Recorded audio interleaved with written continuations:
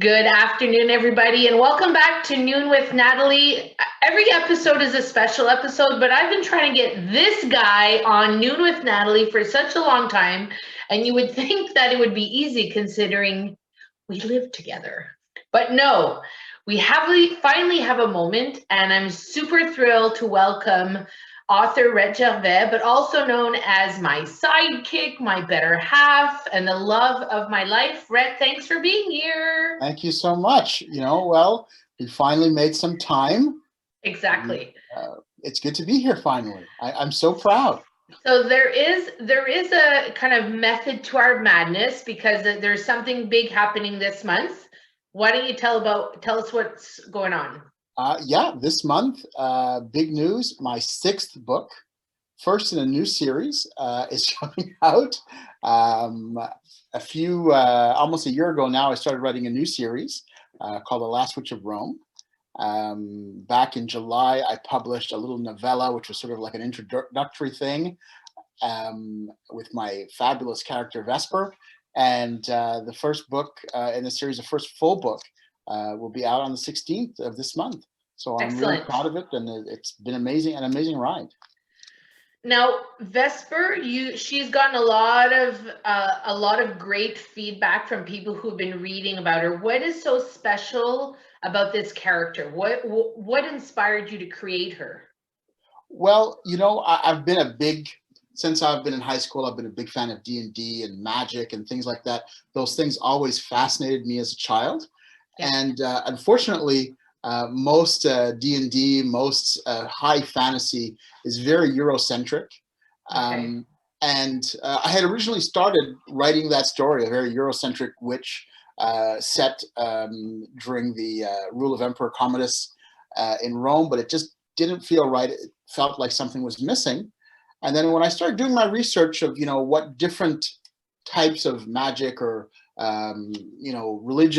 religious cultures I could add, I came up on this concept of of Vesper, who is actually an African witch, and it was a religion that was quite prevalent and exists even still today amongst the Yoruba people of West Africa.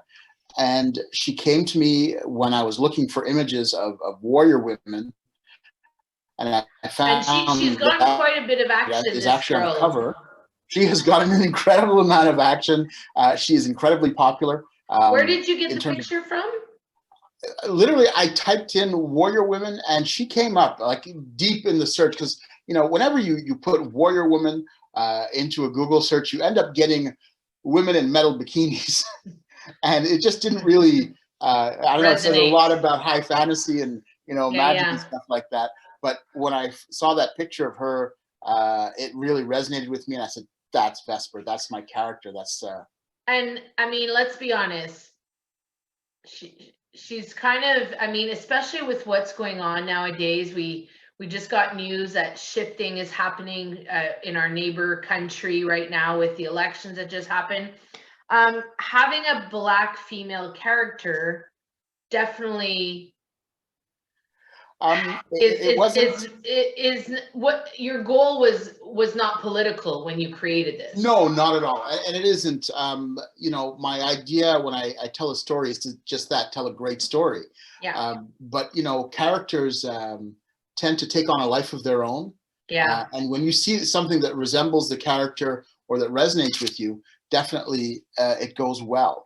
But the truth of it is that for me and for people who look like me, right? Yeah. We don't very often see a lot of positive role models and reinforcements in our society.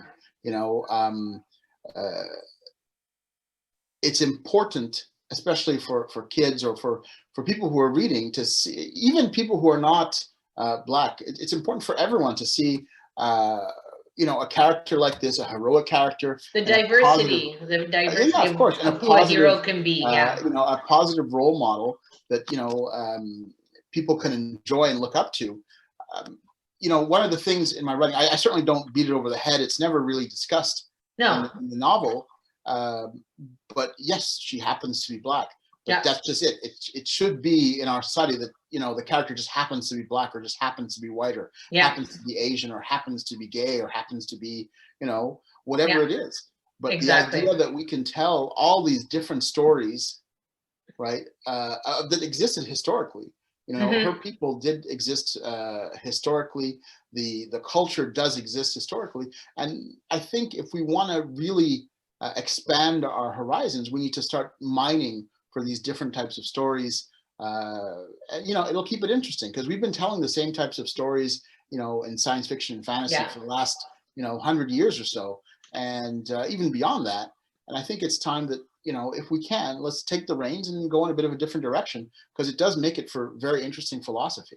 So on November 16th, when you launch, the title of the November 16th is Apprentice.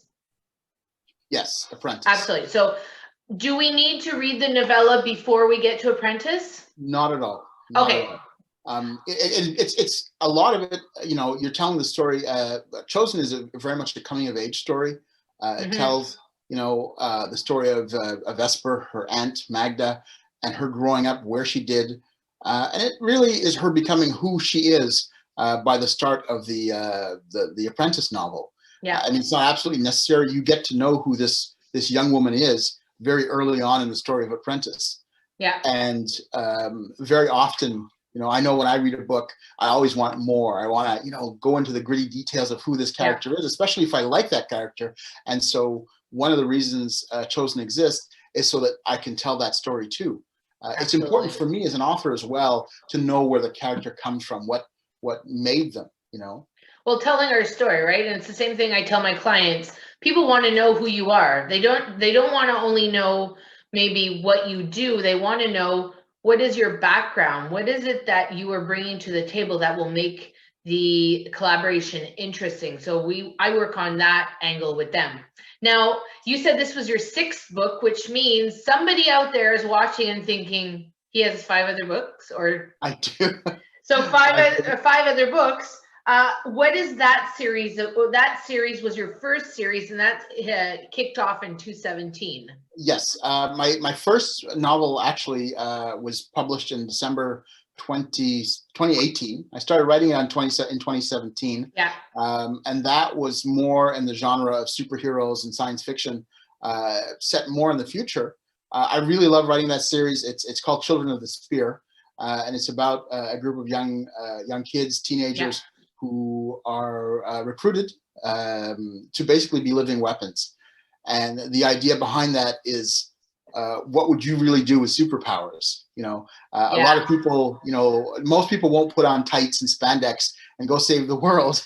Most people would do, at best case scenario, they would do things just for themselves.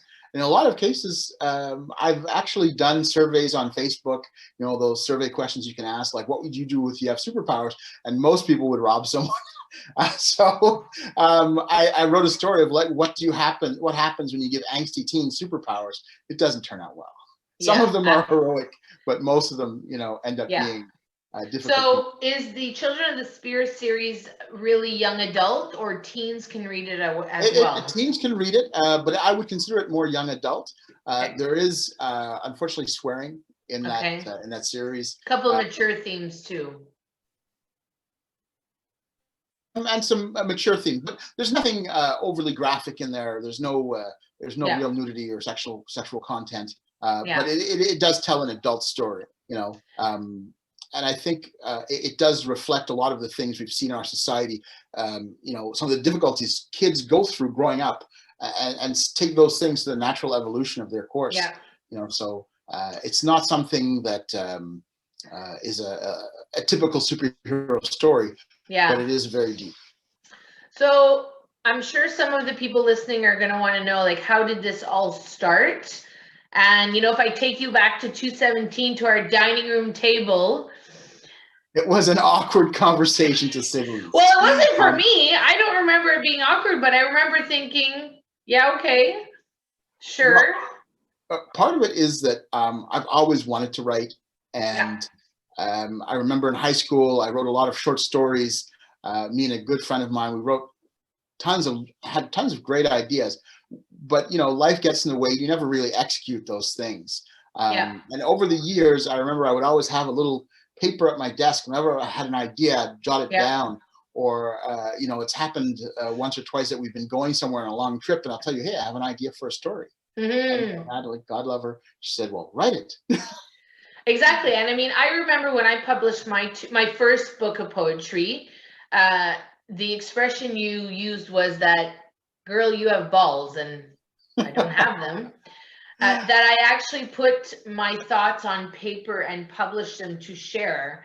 And so when you said that, I remember clearly, it was like, can I ask you a question? Is it okay if I do this? And it's not that you needed my permission, but that idea of sharing what you have and that talent, because you really it is a talent. I've always applauded you for that. I think, part of having this conversation is showing the teamwork that we have of making it, the execution of these books coming out. Why don't you tell everybody what your process is? Like, what is it that you do? Because somebody's out there thinking, how has he written 6 books in this short amount of time? Well, just before we jump into that, I'd just like to go back and putting your words out there. One of the reasons, I came to you and we had this, for me, it was an awkward conversation at the dining room table.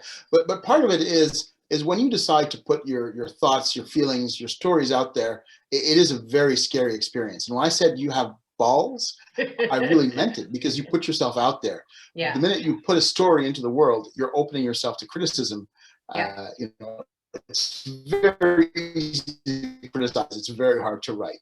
Yeah. But once I sort of gave myself permission with that conversation with you, the process, I think it worked itself out over time. But the first thing was to obviously, I have a space that's my own where I can sit down and write. And if you ever have the idea of writing anything, I really do recommend find a space that's that speaks to you, whether it's in your home, in a coffee shop, in a library, in the park, in the car. I have an author friend who literally goes in his car, he drives somewhere and he types, and I've tried it out. It's not bad. And let's be clear, Rhett works full time, has a full-time job, and like a 9-to-5er, as we call it. I have tell everybody when this writing magically happens. Well, I have a full-time job. I have a loving wife and a beautiful daughter. And the writing usually happens once everybody goes to sleep. Yes. So I actually have a goal. When I first started out, it was 500 words a day, and then it's up to 1,000 words a day. And right now I write about 1,500 words a day. So I go down to my office after 10 p.m. and, I write it out. I try to keep a certain level of discipline in there, but I do it about 5 or 6 days a week. I can't always do it, but the goal is to write 5 days a week, 1,500 words a day. Now, not everybody can do that at the start. Yeah. And do you have like a little ritual or maybe a couple of tips to give somebody that's thinking of writing a book, but they just don't know how to get started? Well, the first thing you can actually do that a lot of people can do is they can write down what the story is that you want to write. Okay, yeah. So outline. Good idea. The best thing you can do is get yourself a little notebook. Yeah. A little notepad or whatever it is, or open up just an Excel spreadsheet or a Word document and write down the story that you want to actually write. I very much recall my first night where I said, okay, I'm going to sit down, I'm going to write something. And I wrote the same line over and over again about 20 times. But I had written out what I wanted this character to look like. I had written out what I wanted this character to be. And I had written out the whole first chapter, in an outline. So the best thing you can do, get a little notebook, write your outlines, either on paper or on screen, and set yourself a goal. Set yourself a time, like, hey, every day at 10 o'clock in the evening, or 6 o'clock in the morning, when I wake up, I'm going to write 500 words. It could be 100 words. One thing I can tell everybody is that the more you write, the more you're able to write. It's like going to the gym. Clearly, I don't go to the gym, but Well, But I think it's like whatever it is, but creating new habits, right? You're creating a new writing habit yes, is showing up and doing the work. And, in the words of Mel Robbins, count to 5 backwards and just do it. 100%. Um, I don't say anyone can do it, but I say if it's in you, it will come out one way or Absolutely. another. It will come out. That creativity is there, and for the most part, I think it is very therapeutic. I Yeah. know you journal. I know you do write poetry, and Yeah. those things. There's an artist in everybody to a certain extent. I do believe, Yeah. and it's always healthy to let that artist, get out. Absolutely. And I think we're each other's biggest fans. So that also helps in the process of me following up with you on where you're at, what chapter we on, when is the book coming out, when's the next book coming out. And the same flip side for me, what clients am I working with, what projects am I working on, and helping each other collaborate that way really strengthens the outcome that we're looking for. And I think I'm going to, she's right up there. But if anything, we are being the examples to show our daughter what is possible. And it's not that our parents did differently, but I think these kind of options of, starting your own business, writing books, pursuing that, I don't know if we would have been pushed as hard, 20 years Well, ago to do something like this. Well, one of the things I've learned over the last couple of years is that we're capable of far more than we think we are. You know, Yeah. we all have these limiting beliefs. We all, say, "Well, I can't do that." Oh my But when gosh. you I'm so when you guilty. realize, and I don't mean it's just writing books or starting a business. Mm-hmm. It could be, going for that job, going for that girl, Yeah. whatever it is that you think that you limit yourself. If you start off your sentence with the word no, or I can't, or this is not going to work, then it's never going For to work. sure. Yeah. So this is one of the reasons we write things down, Yeah. especially when we're outlining a book or planning a business. The reasons we make a plan is that you realize once you've written something down, you see the type of language that you use. Yeah. Right? You would never start a business plan with "I can't start a business." Yeah. You No, would never start a 100%. novel Yeah. with "I can't write a novel." And Yeah. But actually, that could be a good novel. I can't write a novel. Let's keep that idea. We have like rights to that. I have more novels in my head than I have time. That's the big problem. Well, we're gonna design an evil plan so that you can write all those novels. For sure. One other thing I could, definitely tell people is that, the greatest writer in the world, which, as far as I'm concerned, Stephen King, he quite literally says one of the reasons he's been so successful is he's had the same wife for 30 years, and he says that stable relationship is the bedrock of his ability to create. And I'm very proud to have that. Thanks, life, sweetheart. so Yeah. I'm quite happy about that.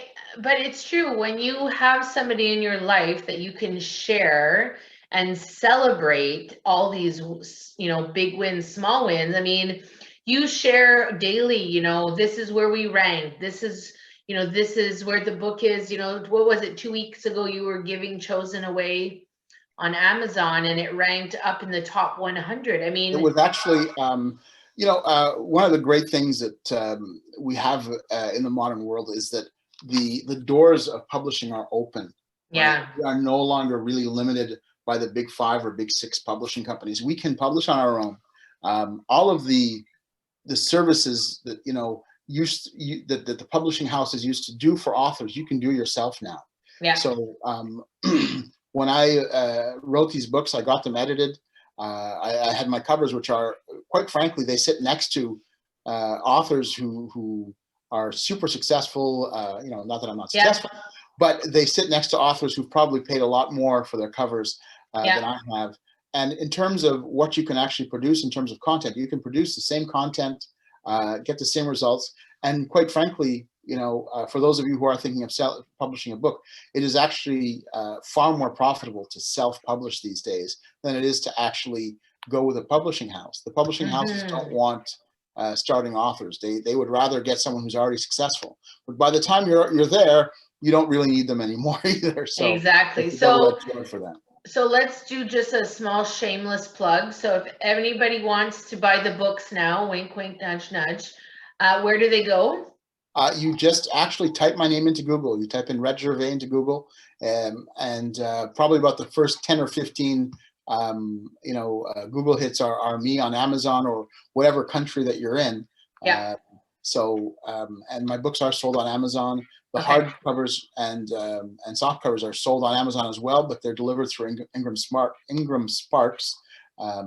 So they do actually have a very wide market access. If you prefer to read a physical book, we do have them, and you can order them through Amazon, through Ingram Sparks, and they're all available. And can we follow? We can follow you on social media on Facebook, right? There, you have the author page. Yes, I have a Facebook author page, and you can go also to rhettgervais.com. That is my author website, and if you sign up there, you can actually get some free digital copies. Okay. Free digital download of Origin, which is a novella in the Children of the Spear series. You sign up there, and you'll get a free book. And if you really want to see what I'm all about, and how I write, and if fun for you, I'm gonna drop the links in the bio area for sure. Excellent. Any last words of wisdom for those future writers out there? Don't give up. Keep at it. Yeah. The more you write, the better you're going to get. Yeah. And I think the sky's the limit. You're only limited by your imagination. Stop telling yourself that you can't do it and accept that you can. Yeah. So on that note, I can talk about my private Facebook coaching group that's going to launch at the end of this month. So you'll be able to sign up through the ad and through Facebook, so that you will be able to see that. And I'll be offering some tips and tricks on how to make your presentations wonderful. And then that'll be on Facebook. So we'll be able to find it. Just so you know, I've lived with her now for 10 years. And those tips and tricks do actually work. I'm a far better speaker than when I started. And even some of my friends have become better speakers just from, a couple of easy passing on the knowledge. Exactly. Because let's be honest, we're going to wrap up, but when you sound like you are the expert, people will be drawn to you. They want to listen to what you have to say. Yes, people do sit up and take notice when you speak well, So if you have a hard time expressing yourself, if you have a hard time projecting your voice, talk with Nat. She'll really get you going. Yeah. It's actually very impressive what she can do. Oh, thanks. I like what I do too. When you're good at what you do, you love it. It's not a job. So once again, this was I don't know what episode of Noon with Natalie. I guess I should have numbered them when I started. Probably a good idea. I know, probably should have been a good idea. But, this has been so much fun. We've been wanting to do it for so long. So thanks for coming on with me and taking the time. Rhett Gervais, author of the novella Chosen, if you haven't gotten it yet. Apprentice is coming out, the first book of the series, on November 16th. So you can go to Amazon.com, or you can go check him out on Facebook at Rhett Gervais author. And if you have any questions, make sure you write to him. Once again, my name is Natalie. This has been Noon with Natalie. I look forward to seeing you soon. Take care. Bye for now, everybody. Bye-bye.